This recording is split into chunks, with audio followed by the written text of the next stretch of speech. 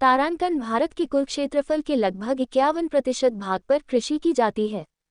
तारांकन देश की कुल श्रम शक्ति का लगभग 52% भाग कृषि एवं इससे संबंधित उद्योग धंधों से अपनी आजीविका चलता है। तारांकन देश के सकल घरेलू उत्पाद में कृषि का योगदान लगभग 17% है। कृषि में प्रयुक्त भूमिका से 65.8% भाग खनन फसलों में तथा शेष 35.2% भाग व्यापारिक फसल में प्रयोग किया जाता है। भारत की मुख्य खाद्य फसल चावल है। विश्व में चावल उत्पादन में चीन के बाद भारत का दूसरा स्थान है। भारत में कुल कृषि योग्य भूमि के लगभग 47% भाग पर चावल की खेती की जाती है।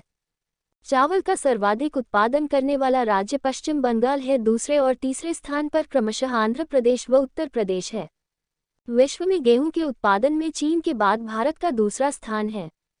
देश की कुल कृषि योग्य भूमि के लगभग 15% भाग पर गेहूं की खेती की जाती है।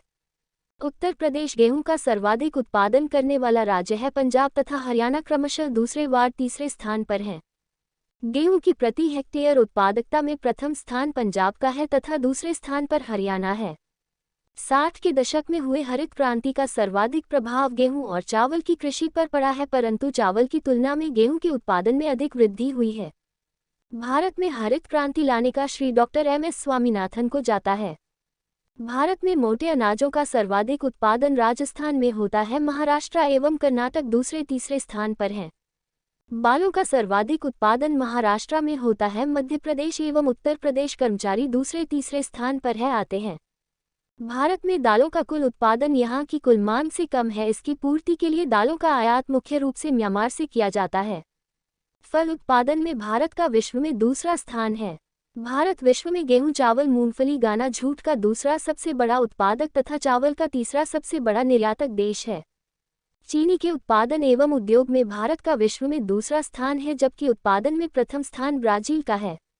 फलों एवं सब्जियों के कुल उत्पादन में भारत का चीन के बाद दूसरा स्थान है, किंतु भारत कला, आम, चीकू, नींबू, काजू, नारियल, काली मिर्च, अदरक, हल्दी, अंगूर और मिनट के उत्पादन में विश्व में प्रथम है। भारत विश्व में मसाले का सबसे बड़ा उत्पादक, उपभोक्ता तथा निर्यातक देश है। भारत विश्व में चाय का चीन के बाद दूसरा सबसे बड़ा उत्पादक एवं उपभोक्ता देश है तथा श्रीलंका के बाद चाय के निर्यात में इसे दूसरा स्थान प्राप्त है। कॉफी के उत्पादन में विश्व का छठा स्थान है। भारत में कर्नाटक सबसे बड़ा कॉफी उत्पादक राज्य है।